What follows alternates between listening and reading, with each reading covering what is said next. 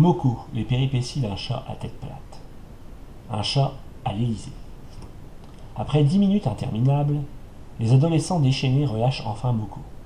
Ils le déposent par terre, la barrière toujours accrochée à son royal popotin. L'hystérie des groupies semble être retombée, et pour cause, 4 colosses intégralement vêtus de noir entourent Moko en foudroyant du regard la foule alentour, qui se tient maintenant à distance raisonnable du chat et de ses gardes du corps. Les 2 plus costauds des Malabars s'emparent chacun d'un côté de la barrière, tandis que les 2 autres s'évertuent à disperser les adolescents. Moko est ainsi transporté jusqu'à une imposante voiture aussi noire que les costumes des 4 mastodontes et assez spacieuse pour que le chat et son bout de ferraille y entrent aisément. Les 2 porteurs du chat barrière prennent place à ses côtés, tandis que les 2 autres vont se placer à l'avant. Les portières claquent et quelques secondes plus tard, le bolide démarre dans un bruit similaire à celui que l'on entendrait si la fin du monde arrivait. Moko, qui vient de vivre les minutes les plus longues et angoissantes de sa courte vie, profite de ce moment de répit pour faire le point.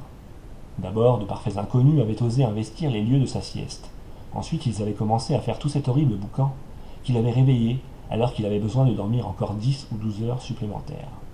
Puis, il s'était vu sur cet écran géant en train de glisser ridiculement sur un bout de pizza. Mais le pire de tout avait été d'être ainsi brutalisé par tous ces idiots pustuleux qu'ils avaient traités lui et sa barrière comme de vulgaires objets.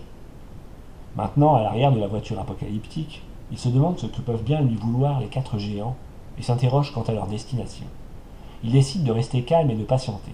Après tout, ces gigantesques personnages lui ont sauvé la vie. Il peut bien leur accorder un peu de son précieux temps. La voiture continue de rouler pendant encore 10 minutes avant de s'immobiliser.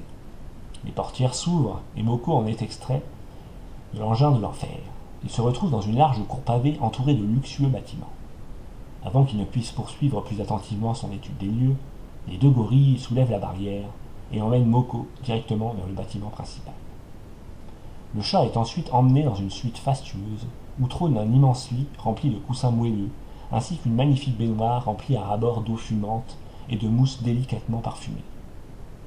Les 2 Men in Black déposent le minet barricadé sur le lit, puis sortent de la pièce. Presque aussitôt, 2 vieilles femmes à l'air maussade font irruption de la chambre. Elles emmènent avec elles un petit chariot sur lequel se trouve une cloche en argent. Celle qui semble la plus vieille des 2 soulève le couvercle de la cloche, laisse apparaître une motte de beurre. Elle s'en empare et commence à la frotter énergiquement sur les tiges de fer qui enserrent le fondement du matou. Une fois la barrière bien enduite, la vieille commence à tirer Moko par les pattes avant. N'ayant aucun résultat probant, la vieille badigeonne une nouvelle couche de beurre et demande de l'aide à la moins vieille. L'une tire sur les pattes avant et l'autre pousse le derrière du chat de toutes ses forces. Puis, c'est l'expulsion. Le chat et la vieille se retrouvent projetés à travers la pièce et atterrissent dans le bain moussant, répandant de l'eau dans toute la chambre. La moins vieille se retrouve à la place des fesses de Moko, la tête coincée à travers les barreaux. Après l'intervention des pompiers et d'un psychologue, les 2 vieilles s'en sortent indemnes.